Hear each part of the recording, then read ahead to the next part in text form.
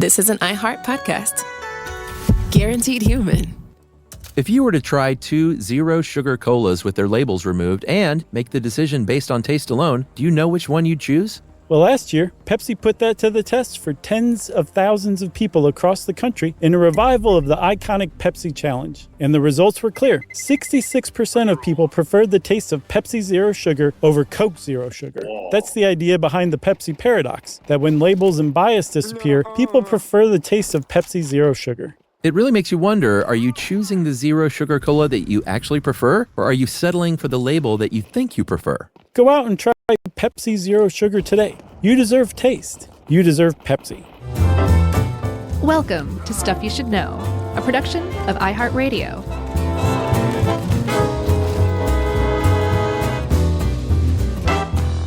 Hey, and welcome to the podcast. I'm Josh, and there's Chuck, and Jerry's here too, and we are getting down to business, getting right to it here on Stuff You Should Know, because we got a lot to cover here. That's right. So, Chuck, I got a little bit of an intro. Let's hear it. Was that it? That wasn't it? Yep. Do you remember how homeostasis used to come up a lot? Yes. So for those of you who haven't been listening that long, homeostasis is what your body and your mind and your brain wants to return to, right? You just want everything nice and even keel and normal and without exerting too much effort and energy, right? That's homeostasis? Are you asking me? Mm-hmm. Sure. Okay. So one of the ways that your brain returns to homeostasis as fast as it can is to use shortcuts in making decisions, right? Because if you're having to decide something, you're actively being challenged. You're not in your homeostatic space. So if you use a shortcut, you can say something like, I've had the red apple in the past and it was delicious. I've eaten the brown mushy one before and it was awful. I'm going to eat this red apple, right? Rather than going to the trouble of pulling both apples out and analyzing them with a microscope and all that, you can just kind of use a little shortcut. That's a heuristic. And it makes a lot of sense because your brain is like, great, I didn't use that much energy. I made the right decision and we're good to go. The problem that comes about, though, is that with heuristics, you're not always right. You don't always make the right decision. You're not always taking all of the information into account.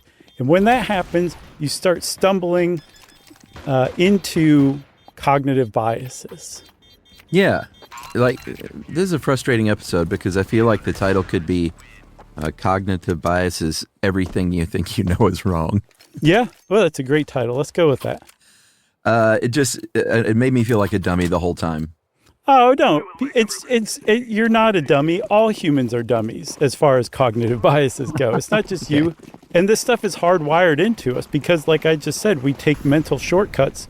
And the problem, Chuck, is what we're talking about mostly today are unconscious biases. Right. There's conscious biases. We just usually call those biases, right? Those are the active challenges that you need to overcome to be a better version of yourself. Mm-hmm. These are unconscious. So there's not a lot you can do about it. Although at the end, we're going to kind of give you some tips and pointers, but it's a challenge for absolutely everybody. It doesn't make you dumb. Yeah. I mean, I think the tips and things can help for sure, but it's just part of being human, the unconscious bias, and there's not a lot we can do to completely eradicate them. No. And if it's a real problem, then I'm sorry. Well, one of the big problems that we all kind of face is that we're predictably irrational. Yeah. As was said by Dan Ariely, who is a behavioral economist.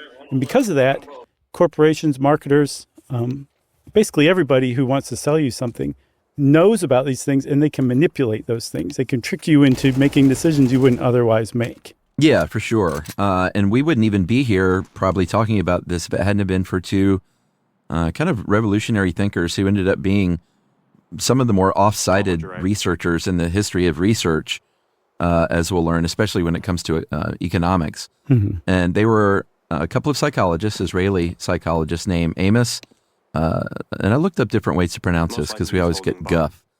And I've heard everything from Hard Tversky to his colleague Daniel Kahneman, doing more of one of those Tversky.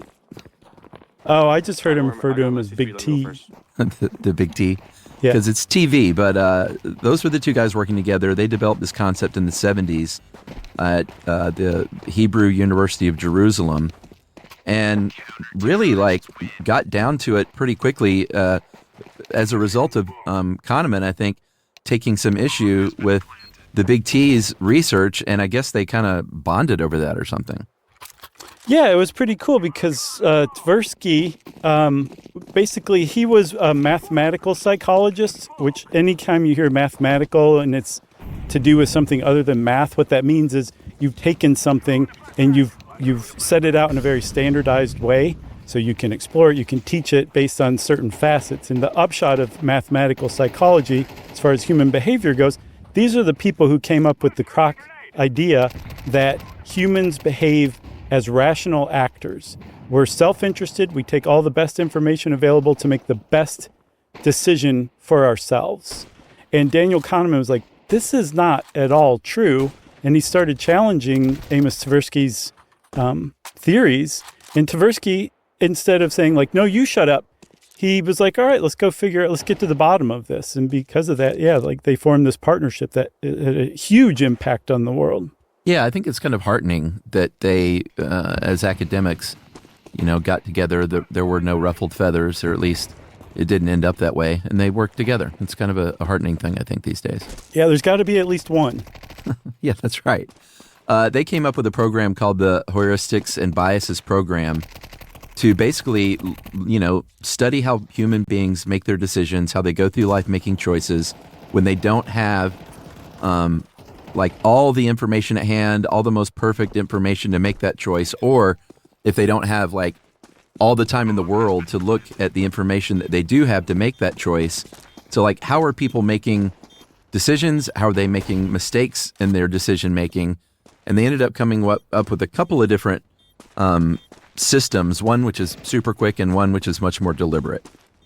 Yeah, Daniel Kahneman came out with Thinking Fast and Slow, which was one of those super popular airport books, Yeah, Thinking, Fast and Slow. Yes, thank you. Eats, Shoots, and Leaves. That's right.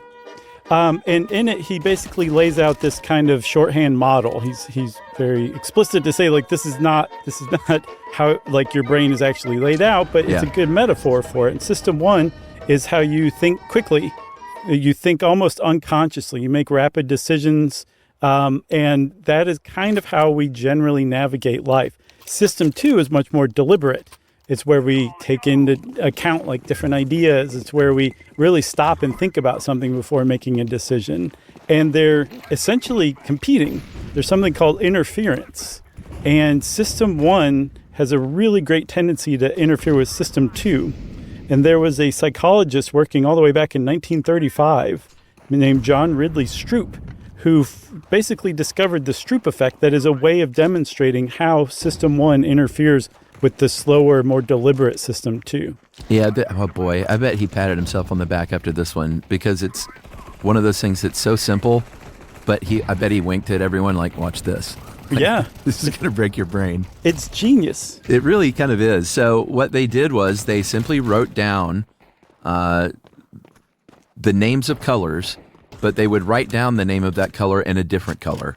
And then he would just ask to the person to read out loud the color of the word that is written, not the color that it's written in. Mm-hmm. And it is surprisingly difficult to do that. It's just a little weird brain-breaking thing. Yeah.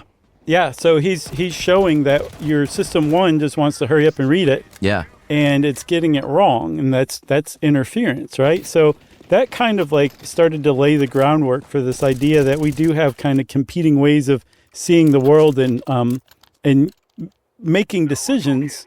And what Kahneman was saying is that most of the decisions we're walking around making are actually these system one, super fast, shorthand decisions.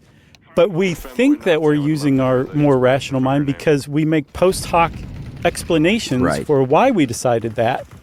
And that's not to say we're all walking around with these creepy little secrets that we know we're fooling ourselves. Mm-hmm. We don't realize we're doing this. That's why these biases are unconscious. Even if you stop and think about what you're doing, you may still not come up with the answer like, oh yeah, I was making up explanations after the fact to explain why I actually used system 2 when I didn't. It's really hard to do that. Yeah, for sure. Libby gives a pretty good example of that as far as like hiring somebody. Someone may make an impression in an interview that kind of locks it up from the second they walk in. Maybe they look like their mom or dad or a relative, or maybe they remind them of themselves, or maybe like who knows what it could be. Then they end up getting that job, and later if you ask the person who hired them, you might say, oh, well, it was because of this, this, and this, and this, when in fact that's really just system 2 kind of confirming like, no, it's because the guy walked in wearing a New York Giants t-shirt. Yeah. And we'll get into some of the problems with this stuff throughout, but this is a good example, right? If the opposite happened, if like you didn't hire somebody because they weren't quite like you, that's an example of a bias too, even if you don't think that that's Right. why you did it. If you're looking at their CV afterward and you're like, oh, they didn't graduate from college, that's why. But really, it was not because you're racist. It's not because you're a woman hater. It was because you're preserving your own level of comfort because other groups that are different than you make you uncomfortable. And that's how groups can become entrenched, right? You just, once one group kind of dominates an organization, they tend to continue doing that because people hire other people who they're comfortable around rather than pushing themselves outside of their comfort zone and probably improving their organization. And that's why diversity programs exist in the first place, because of that human tendency. Yeah, or maybe they were just a Jets fan.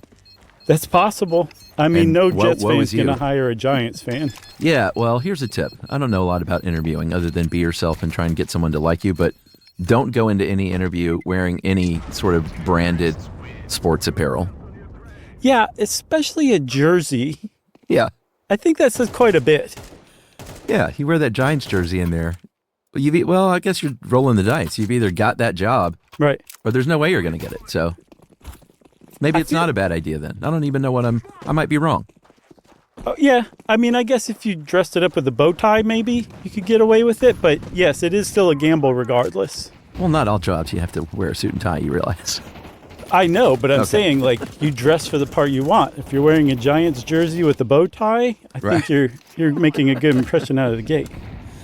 All right, so I guess we can talk about, we're going to go through a list of about 10 different biases, and they're all pretty interesting, and I know everyone can identify with probably each of these at some point. But before we do that, we need to point out that, like, these are all mental shortcuts or the result of a mental shortcut, but not all of them work in the same way in how our brains work. There could be a lot of things at play. Emotions can come into play. Maybe like we were just talking about, like it's hard to reassess something after you've gotten a first impression. Mm-hmm. Humans historically through their life tend to make bad guesses at things because if you make great guesses, then things like, gambling would be super easy. So all of these things come into play. There's not just like a single way that it's a broken system. Right. Yeah. But people generally, it seems like universally in a lot of these cases, behave in these ways under the same circumstances. Yeah, like some of their stuff wasn't replicatable, but that's sort of standard for studies in psychology. Like a lot of this stuff, as we'll see, has checked out across cultures. Yeah, which is huge, considering Yeah. the whole weird problem in psychology in particular. Weird people are... Western, educated, industrial, rich. What's the R? Yeah, rich. that's right. Democratic, I think. All right, so we'll start. We'll leave the biggest guy for last, I think, which will be after a break probably. But we'll start then with maybe hindsight bias. Yeah. And this is the idea that after something has occurred, and we've talked about this one before here and there, that we tend to think like, oh, well, of course that was going to happen. In fact, not only should I have seen that coming, it was probably inevitable that happened. And a lot of the time, it may be because you're misremembering your expectation before it even happened. Right.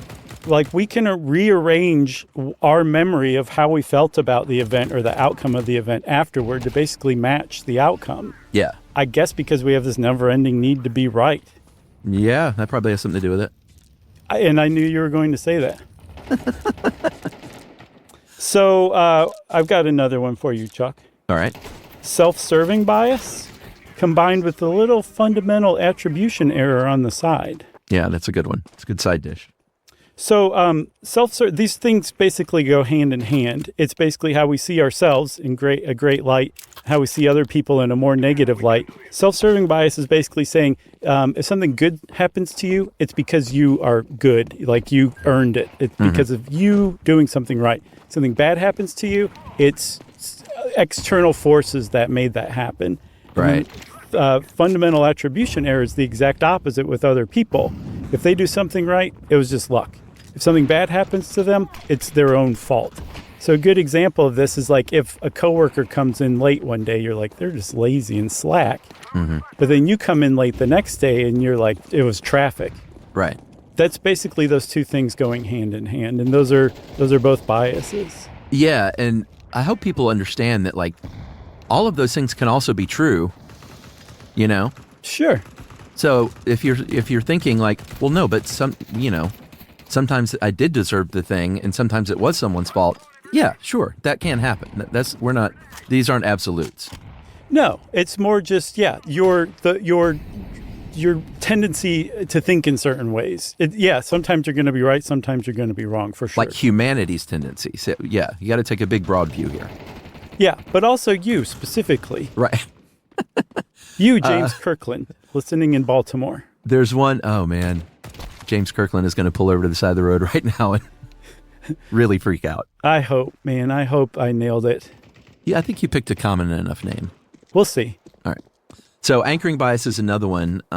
This one I've fallen prey to. I'm going to say that probably about all these, but that is the first piece of info that you get about something can really affect, and even in a very disproportional way, things that happen after that. Like once something is kind of locked in, it's hard to unwind that.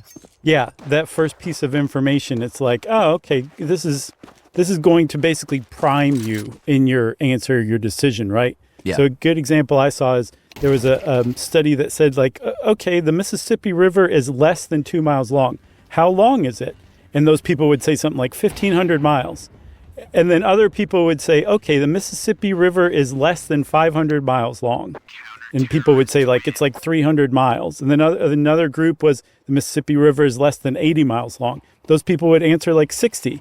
It's the same thing, the length of the Mississippi River, but they were presented with this right. priming number, a large one, a middle number, or a smaller number. And their answers were related to that first piece of information that they got. And that's anchoring bias. Yeah, and Livia pointed out another little side dish here, which is called the decoy effect, and that's when you will go into a restaurant and they might, and this is how, just kind of one way this can affect economics, which will come up a lot, but you'll go into a restaurant and they might have one super expensive bottle of wine on the menu, and maybe it's even placed at the top so you see it first, and then the other bottles of wine might seem like a decent deal after that, even if they're also overpriced. Yeah.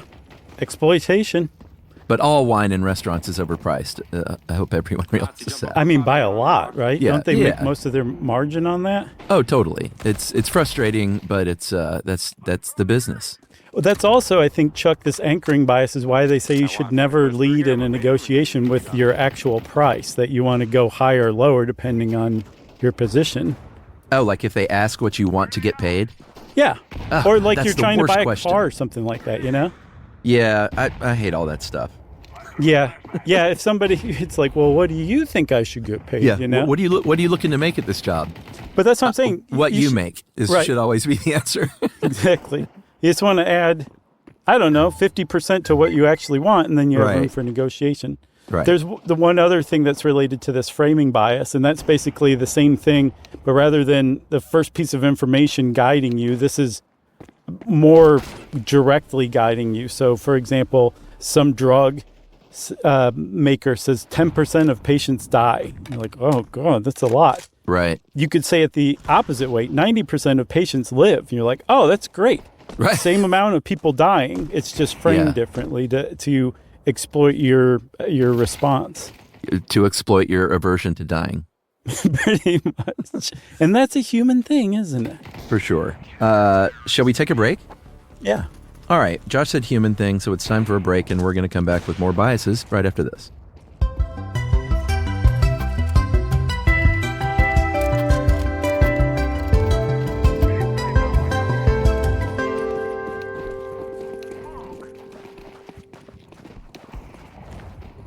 Support for the show comes from Public. Huh. I wonder if this can beat the market. Everyone's talking about the NASDAQ 100. But let's get more specific. Software. Actually, too broad. How about software that's already profitable? Companies that beat the last 5 quarters. Oh, and I want founders who are marathon runners. That's discipline. Yeah, let's see what that looks like. With generated assets on Public, you can turn any idea into an investable index. Just enter a prompt and watch the AI screen thousands of stocks in seconds. You can then backtest your index against the S&P 500. Make adjustments, refine your criteria, and when you're ready, invest in what you've built. Go to public.com and build your own index with generated assets. Plus, earn a 1% uncapped match when you transfer your portfolio. Public. Investing for those who take it seriously. Ad paid for by Public Holdings. Brokerage services by Public Investing. Member FINRA SIPC. Advisory services by Public Advisors. SEC registered advisor. Sample prompts are for illustrative purposes only, not investment advice. All investing involves risk of loss. See complete disclosures at public.com/disclosures.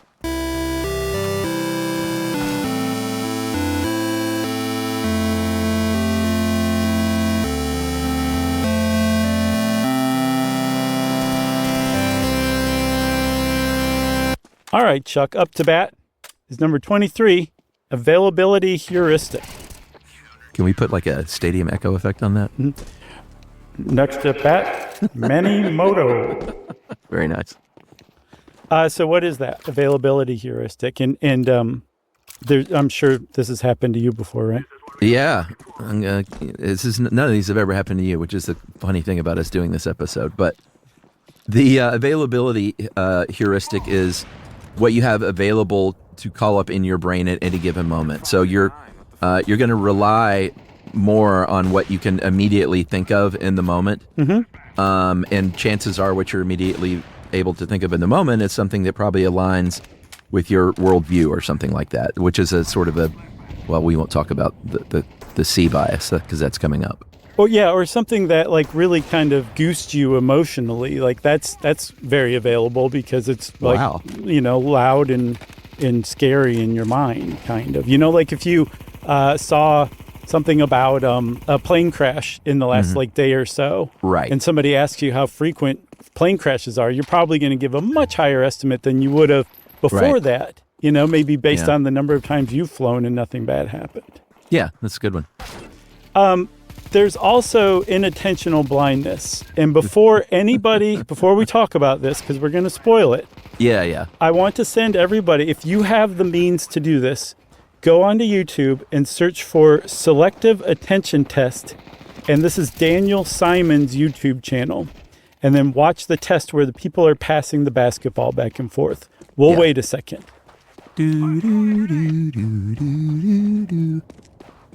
Okay. All right, that's enough. All right, great. So hopefully you pressed pause and you didn't just try to watch it while Chuck was doing the Jeopardy theme. It is short, but it's not that short. It's like a minute and a half or something, right? Yeah. So tell them about this video, Chuck, because it's pretty great. That's right. In the video, they have a group of, 6 people probably? 6 on the nose. 6 college students. I guess 3 are wearing white shirts, 3 are not wearing white shirts. Yeah. And they're in a very tight, small circle. Yeah. It looks very awkward. They have I think, was it 2 basketballs? Mm-hmm. There's two groups. Yeah, 2 groups, 2 basketballs. And what you're told is the task at hand is to count the number of times that people in white, the white team, are passing the basketball. So you're counting, all right, 1, 2, 3, 4, 5, 6, 7. Mm-hmm.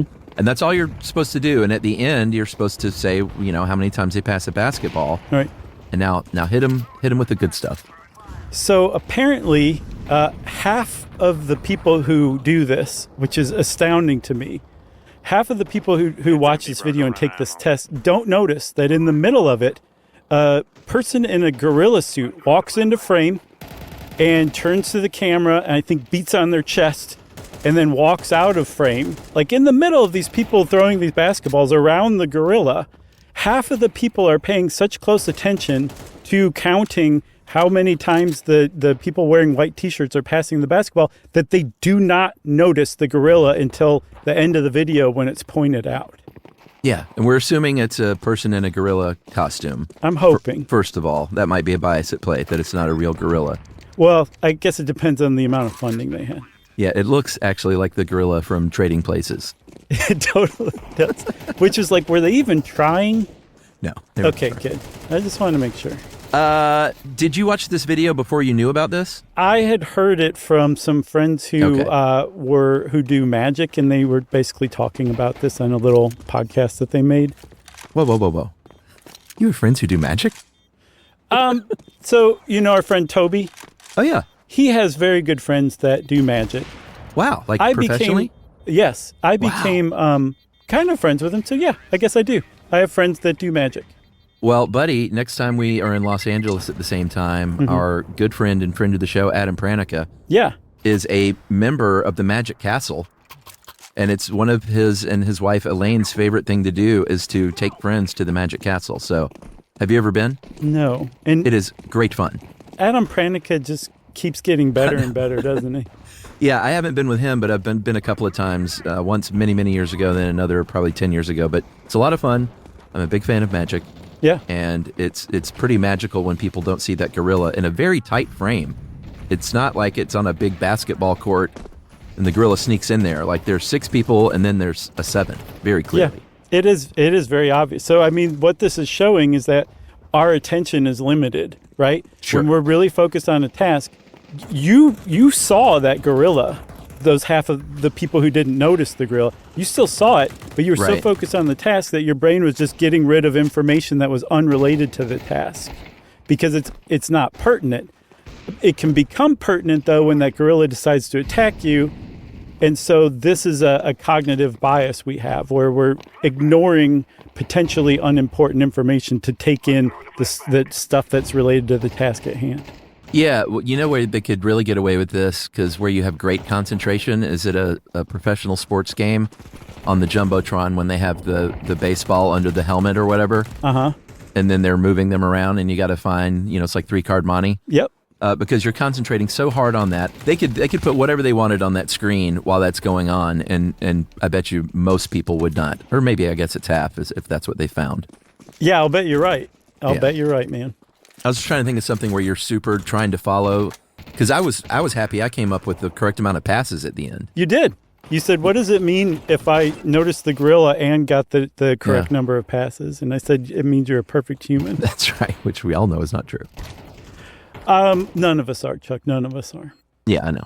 So there's another one that you may have heard of before, even if you've not heard of any of these other ones, called the Dunning-Kruger effect. It became kind of viral because if you take it through the pop culture meat grinder, it becomes much more simplified and kind of loses some of its actuality. But people still like it because it's a good way to put other people down. Yeah, it is. This is the idea that the correct idea is that people with little understanding in an area tend to overestimate their ability and their knowledge about something, right? Because they know so little they don't even know what they don't know, kind of. Right, exactly. But what you were talking about, it's kind of been transformed into like morons are the most like braggadocious, which can be true. It can be. I think that's one of the things. Like you said, you can be right with cognitive biases. You're not wrong with them all the time. So yeah, that kind of supports that. But that's not what the Dunning-Kruger effect actually says. You said it. And then there's the opposite way, too, where the more experience you have, the more expert you are in a field, the more you assume that it should be easier for you than it is. Yeah, that's a very valuable thing to understand, I think. And you get much further in life if people are like, well, you're the expert. And the expert's usually the one going, yeah, but I don't know, maybe we should hold off because, X, Y, and Z. Right. Yeah. So that's the actual Dunning-Kruger effect. And I saw that it's being assailed right now. People are starting to question even the basic version of it, like the actual academic version of it. Yeah. So we'll see what happens with that. Oh, interesting. We've got the gambler's fallacy next. And that is, oh boy, if you have ever gambled anywhere, but if you go to casinos and stuff like that, you're going to see this all over the place. You're going to hear it spoken out loud. And this is the idea that you find patterns where there are no patterns. Yeah. So if you're at the blackjack table and you hear the the person next to you like, well, oh man, see, I've lost 4 in a row. So I'm going to bet I'm going to go all in on this because I'm bound to win because I've lost 4 in a row. There's no way I'm going to lose 5 in a row. Right. The problem is each of those hands of blackjack are unrelated to one another. They don't form a pattern, but you are predicting a pattern that just doesn't exist. Yeah. That means you're a fallacious gambler.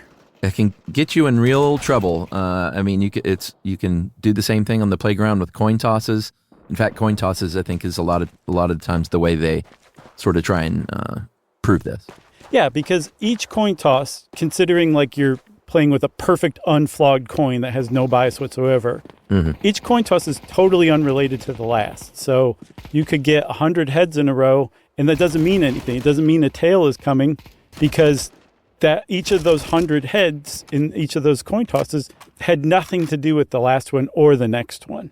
I know that's hard to break out of, though, because it seems very human to think like they flipped 4 heads in a row. There's no way there's going to be a fifth. Well, that's another reason why this is so hard. We're hardwired to find patterns and stuff. It's a way to navigate the world. It's the way we navigate the world is by finding patterns so that we can recognize things in the future and thus spend less energy getting back to homeostasis. That's right. This is all so interesting to me. I love this stuff. I knew that you loved it. This is Josh Clark Central. I love observing it because I can't grasp what it feels like to suffer any of these. So just to discuss it in this way is really fascinating to me. All right, let's talk about the base rate fallacy. That means you put more weight on just like one very specific piece of information instead of looking at all the pieces of information that have come your way. Yeah, and usually it's individuated information, meaning like, say, some quality or characteristic of one person. And then you're ignoring the base rate, which is like pure statistical information about what you're trying to figure out. And a really good example of this is like, let's say that you're looking at somebody who is super fit, a woman who's very fit and athletic, and you're asked, do you think that woman is a personal trainer or a teacher? Because basically the only evidence you have there is that this woman is very athletic and fit. You might say personal trainer. But if you took all the base rate information into account, you would know that even the very small portion of teachers who are very fit and athletic may be small compared to the total number of teachers. It's still much larger than the total number of personal trainers in the world. So statistically speaking, it's much likelier that very fit athletic woman is a teacher and not a personal trainer. You don't do that because you think personal trainer, athletic, fit, must be a personal trainer. You've just fallen prey to the base rate fallacy, my friend. Yeah, but she has on yoga pants and hokas. Exactly. That doesn't narrow down anything these days. You know? How about the mere exposure effect, Chuck? And mere is part of it. I'm not making a judgment about it. That's right. That means just merely being exposed to something has a vast impact. So the more we experience something, the more you like it, which is why you see that commercial for the thing over and over and over, that Burger King ad over and over and over. Although I wouldn't say that you might like that one the more you heard it. That's the outlier for me too. But that's the idea, though. There's just mere exposure will get you there. And then there's a related thing called the illusory truth effect, which is basically that repeated exposure to a lie causes you to eventually believe in it if you hear it enough times, even if you initially knew that it wasn't true. So that makes me wonder if it just wears you down over time. Like your brain is tired of defending itself against being assailed with a lie, and it's just fine, that's true. I don't care. Yeah, I mean, sure. Politics certainly comes to mind. Repeat the lie, repeat the lie, repeat the lie. Yeah, and I mean, it's a viable way to exploit people's cognitive biases in that respect. Should we close out with the big daddy of them all, the big C, the big confirmation bias? Yeah, let's do it, baby. All right, why don't you start this one? Okay, so there's a guy named Peter Wasson back in the 60s. He coined the term confirmation bias. And he basically had an experiment that's really clever. It's hard to understand at first, but it's very clever. He basically said, hey, here is a sequence of numbers, 2, 4, and 6. Figure out what the pattern is. Just to be clear, this is really hard to explain. If you find somebody who can explain this well, you'll get it. But I don't think I'm a candidate for that. I think we all know that I'm not going to explain this very well. Oh, I don't think that's true. Do you want to take a crack? Okay, the original numbers were 246, and people might tend to go with like, all right, 8, 10, 12. And they thinking it might be, all right, it's even number sequence, ascending even number. Right. And they would say, no, that's not correct. And you said, well, maybe it's 4, 8, 12, and it's like doubled or something. And they would say, well, that's also incorrect. And then you're at wit's end because what you haven't done is just done any ascending order. You didn't go 1, 79, 300. All right, let me take a crack at it. You ready? Sure. So the original number is 246, and the participants would try to come up with the explanation of why, like what pattern are those numbers following, right? Mm-hmm. So you might say, does 8, 10, 12 work? And they would say yes. And you'd say, okay, well then you're just looking at even numbers. And they would say, no, you still got this right. This still fits the pattern, but your hypothesis for it is wrong. Right. That's the key. Right. Here's where the confirmation bias came in. People would then go back and continue trying to find versions that fit their hypothesis to explain this, even though it was wrong. Yeah. Rather than take their hypothesis and say, okay, this is right, this fits the pattern, but it's still not correct, and start trying to break their original hypothesis by coming up with like just completely random stuff that doesn't fit their original hypothesis, in which case they might have said something like, does 1, 6, or 27 work? And they would say, no, that doesn't fit. And then that might lead the person to see that actually the only thing that has to be correct to be part of the model is that the numbers have to ascend in order. That was it. But people, man, just you might even try and break it by saying 357, but you're still using that original a version of that original hypothesis. Exactly. That there's, yes, say like that you think it goes up by 2 or something like that. Yes. You're like very few people go back and try to break their own hypothesis. And that's the point of confirmation bias. Let's move on from that experiment. The point of confirmation bias that this shows, if you actually can understand it from other people than us, is that we tend to take our initial ideas, our beliefs in a lot of cases, and look for information that supports those and discard information that doesn't support it. Right. And that's, of course, I mentioned politics a minute ago. That's where you most firmly see that these days is you are in a media bubble probably. I don't know a ton of people that get their news sources from completely disparate points of view. Mm-hmm. And news these days that you're getting is so, a lot of it is so slanted to begin with. It's probably not even the best example anymore to use.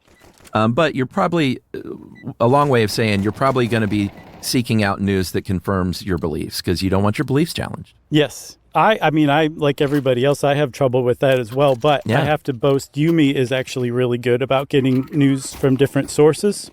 Yeah. And one reason that I find it difficult to do is because I have like physical reactions sometimes. Yeah. And that is a thing. That's one of the reasons why they think we use confirmation bias, because it sucks to have your beliefs challenged, right? Yeah. It's really difficult to overcome that. And there's this thing called belief perseverance, which is even when your beliefs are challenged with, say, like an indisputable fact, you can still use confirmation bias to preserve that belief, because we usually attach our identity or build our identity around our beliefs. It's who we are. So it's like we're being personally attacked. And then even more than that, there's the backfire effect, right? Did you see that? I did not. So the backfire effect says that in the face of being presented with information that is that basically counters your own beliefs, it can make you actually solidify your original incorrect belief in the first place, right? You'll believe it even more strongly, even though you've just been given facts that contradict it. So we really, really hang on to our beliefs as much as possible, and that is a huge thing that humans trip over.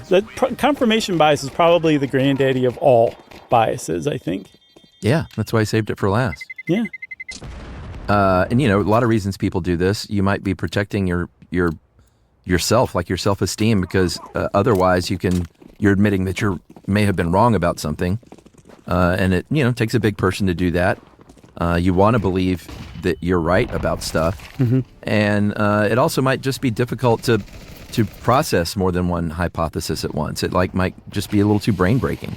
Yeah, because once you lock into an explanation, your brain it's like, we've got it. We don't have to figure this other thing out. Homeostasis, It is very hard to entertain something that is counter to what we already think is true. That's right. All right, everyone. As you can tell by the clock, we are taking our second break. This is a long one, and we're going to come back and talk about behavioral economics right after this. Well, wait, before we do that, let's try to explain this confirmation bias study again. Yeah, we should. All right, we'll be right back.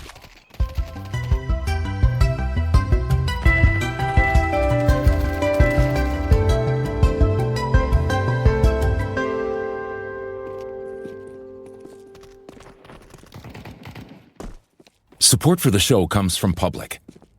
I wonder if this can beat the market. Everyone's talking about the NASDAQ 100. But let's get more specific. Software. Actually, too broad. How about software that's already profitable? Companies that beat the last 5 quarters. Oh, and I want founders who are marathon runners. That's discipline. Yeah, let's see what that looks like.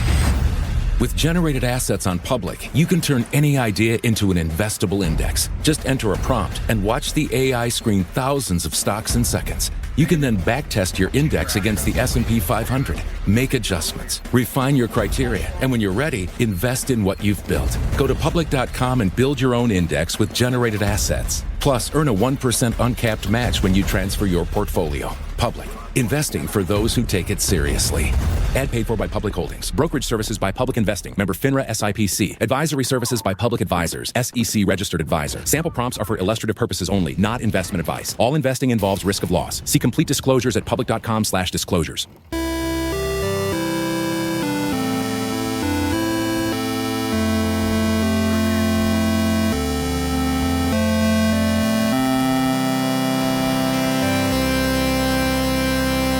Okay, I promised to talk about behavioral economics. A lot of the work that Tversky and Kahneman did was super applicable and kind of revolutionary in a lot of ways for the world of economics and how people buying behavior is affected.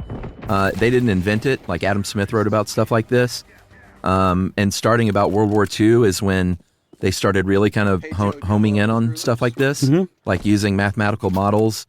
And it all kind of started with the assumption that people and companies and organizations are really just trying to pursue their self-interest at the end of the day. Yeah, and they're going to make the most rational decision.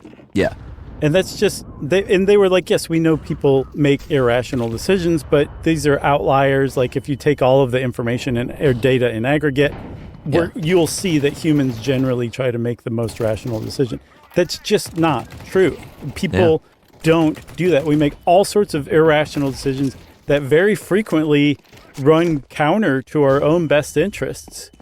And again, we'll even reject stuff like information that would help us make decisions to our own best interests if they counter our beliefs. So there's a guy named Richard Thaler who ended up becoming a colleague of Tversky and Kahneman.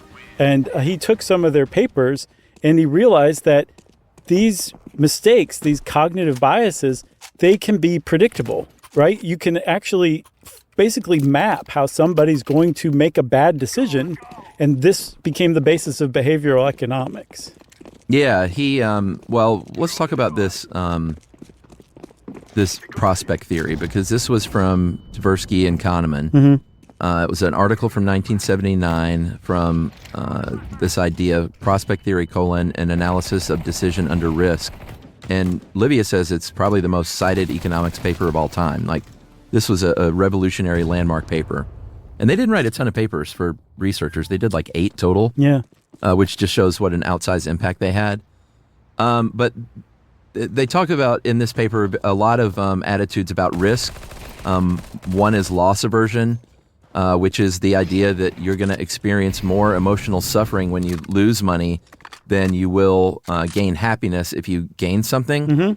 So you may pass up an offer that gives you equal odds of winning 25 or losing 20.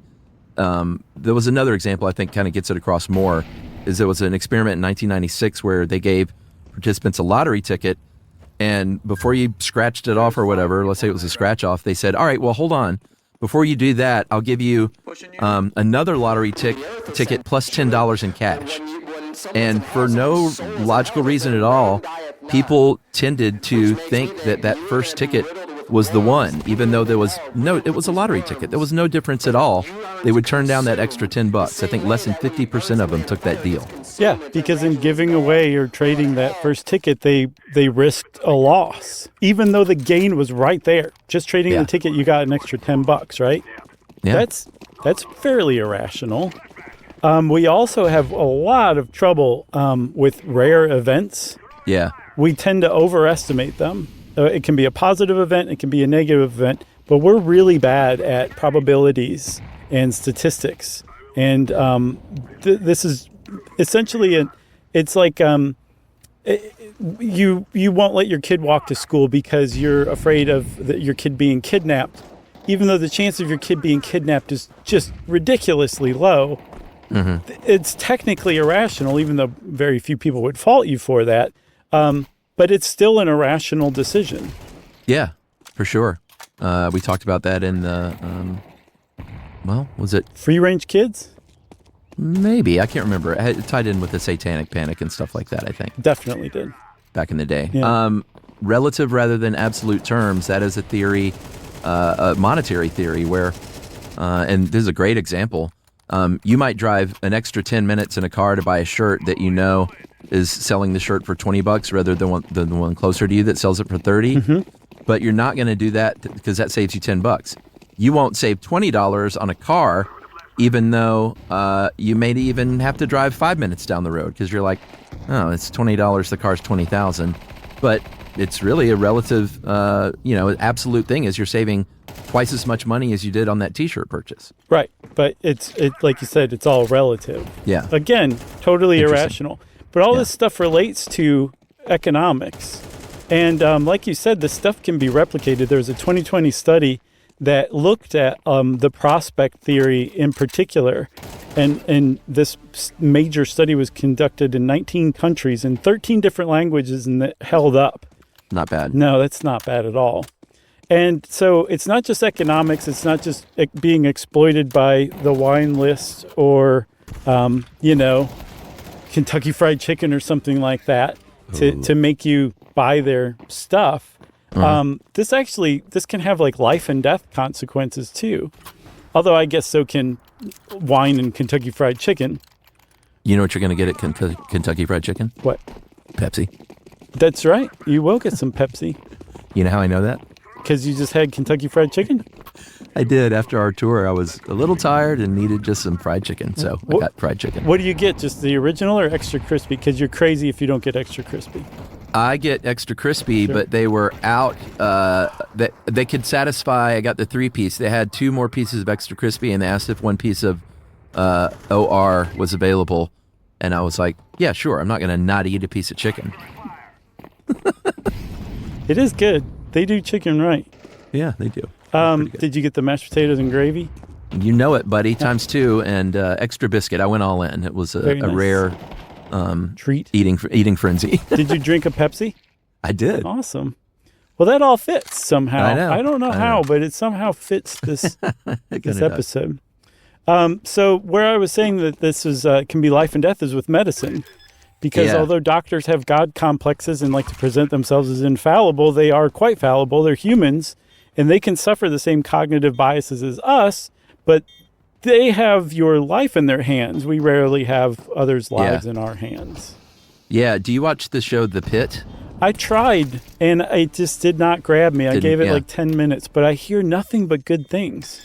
Yeah, I mean, I really like it. I've never been a hospital show guy, so this is kind of one of my first forays into it, but I like it a lot. I haven't started season 2, but I noticed when reading through these like medical biases, that they do or at least Noah Wiley does a really good job on the show with these younger residents trying to bust through, and a lot of this stuff comes up. He doesn't say, hey, that's affect heuristic. He just will talk about what that is, and now that I know the definitions, I'm like, oh, what he's talking about is an outcome bias or an anchoring bias. It's fairly interesting. Yeah, rather than say like being presented with a really high price for a bottle of wine to make the other overpriced wine seem like a bargain, this can be like your first lab work comes back, and that forms the anchoring bias impression of your condition. And even as new lab work comes back, that doctor may fail to adjust their view of your condition because they're not taking into account this new stuff. They're giving more weight to that original number. So yeah, and that's just the anchoring bias, the way that it can affect. There's, like you said, there's all sorts of other ways for it to happen, and all of it can result in poorer outcomes for patients just because their doctors are humans, and we don't really approach cognitive biases in a really methodical or deliberate way. Yeah, in fact, now that I'm thinking about it, they do this so much on the show. The show could be called Medical Confirmation Bias. Nice. The show, because you see it all the time. Outcome bias is when a shift in the patient's health, you're convinced is the result of a treatment. Like it's because of that thing I did. Or affect heuristic that I mentioned, an emotional reaction to a patient, kind of overrunning, deliberating on this thing in a logical way. This happens all the time on the show. Yeah, well, another field that it happens with is forensic science, which we've gone to great lengths to kind of point out is junk in most cases. And a lot of that junk is just based on cognitive biases.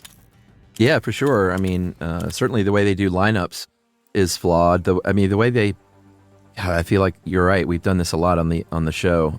The way they have done a lot of this is super flawed. And I think maybe they're looking at it some, but not a lot. No. So if you want to fight cognitive bias in your own mind, Chuck, what do you do? What do you do? Well, there's a list of good tips here, and I think these are pretty good tips. The first one is just being aware that you have these, which is something that we've already kind of worked through on this episode, except for you, of course, because you don't have these. Sure. But studies show that like just being aware, it's not one of those things where like, well, being aware is half the problem. It's like being aware seems like 2% of the problem. Yeah, it's like you're aware that you have an unconscious bias. It doesn't make you understand the bias. You just know that they're there, right? That's the problem with it, is unconscious. What else? There are some like actual things you can do, like delay decision making. Yeah. Like don't come to snap judgments. Go get more information. Go get information from a contradictory source or different source or something like that. And then it like kind of tied into that, you can have like personal like rules. Like if there's a big decision, you will not make that decision until you've slept on it. Yeah. For example, don't buy a TV unless your friend says, yeah, good idea. Try and consider your past experience for sure. Because optimism bias could come into play. Like, hey, worked out last time. Yeah. Like, why would I take more time this time? Yeah, and that's another way that you can kind of do that. An exercise you can do is write down your expectations for an outcome, and then go back and look at it afterward and see if you were right or not. Oh, and that can kind of help you realize, like, I do kind of tend toward the optimism bias. Yeah, because I believe that was one of the other biases. Is even like it's hard to recognize because you're biased in that you misremember what you thought going into it. So writing it down is that's a good one. Right. But if you're super, super unconsciously biased, you might be like, someone else wrote this in my handwriting. Right. I've never been this wrong. What about Thomas Bayes and Bayesian reasoning? So he was a minister from the 18th century, and he basically came up with a standardized formula for taking into account the probability of an outcome, right? That things aren't essentially. So I saw this on lesswrong.org, founded by one of the guys who wrote If Anyone Builds It, Everyone Dies, about AI, Eliezer Yudkowsky. The whole point of lesswrong.org is to overcome your biases in a methodical way. And they love Bayesian reasoning. And it basically says there's no such thing as something is just true. Everything is just a probability. And you can kind of try to determine how probable something is based on whatever evidence you can gather about it. Just basically going through life like that. You know who hates that website? Who?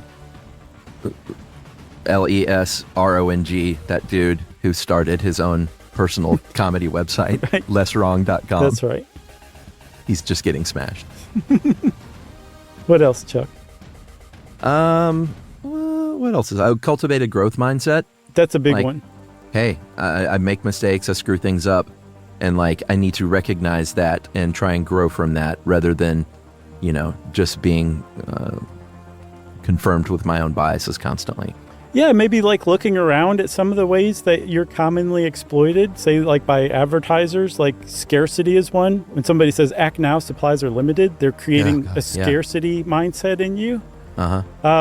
Social proof, basically like these people like this, so you probably should too. And you're like, oh, I should like that too. Yeah. And then two other things I saw, there's something called cognitive bias modification, I think is what it is. Okay. You can use this for like treating anxiety, right? Like people like tend to seek out negative facial expressions. Oh, yeah. And this treatment is like here's 1,000 frowny faces. Find the smiley face in there, and just screen after screen, you're looking for the smiley face, and you're training your brain to stop putting as much weight on negative facial expressions. Just using, like, basically exploiting your cognitive bias to get over your cognitive bias. Oh, wow. And then the last thing, Chuck, is apparently AI are starting to show signs of emergent cognitive biases because they use heuristics too. So they're starting to make errors in judgment in predictable ways, which are cognitive biases, just like humans. Rob Zombie, more human than human. That's right. You got anything else? I got nothing else. This is a good one. This is fun, Chuck. I'm glad Yeah, we I like did these. Well, since Chuck and I both like this episode, that means we have no choice but for listener mail to be triggered right now. I'm going to call this follow-up on Sebastopol because nice. I wondered what the connection there was. Sure. Hey, guys, because if you didn't listen, Sebastopol, California, and we were talking about the Sebastopol in the Crimean War, and I was like, there's no way that's a coincidence. And it's not. Hey, guys, listening to the podcast on the Light Brigade from Sonoma County, our Sebastopol was named after Sebastopol. And here's a little information. The settlement was apparently originally named Pine Grove, and the name changed to Sebastopol was attributed to a bar fight in the 1850s, which allegedly compared by a bystander to the long siege of the seaport of Sebastopol during the Crimean War. Wow. So the original name survives in the name of the Pine Grove General Store downtown only. And that is it. There's also the Russian River there, Russian River Valley. So apparently there's some Russian influence in that area, which I didn't know about. And that is from Marsha Ford. Yeah. Also, we want to apologize to all of our Iron Maiden fans who wrote in to be like, dude, that song, The Trooper, is about that whole battle.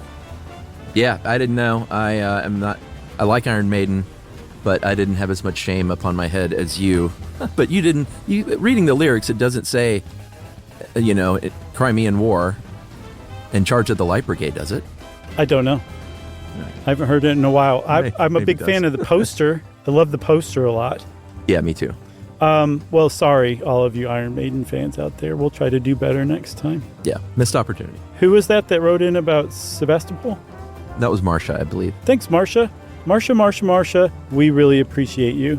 And if you want to be like Marsha, you can email us as well. Send it off to stuffpodcast@iheartradio.com. Stuff You Should Know is a production of iHeartRadio. For more podcasts from iHeartRadio, visit the iHeartRadio app, Apple Podcasts, or wherever you listen to your favorite shows.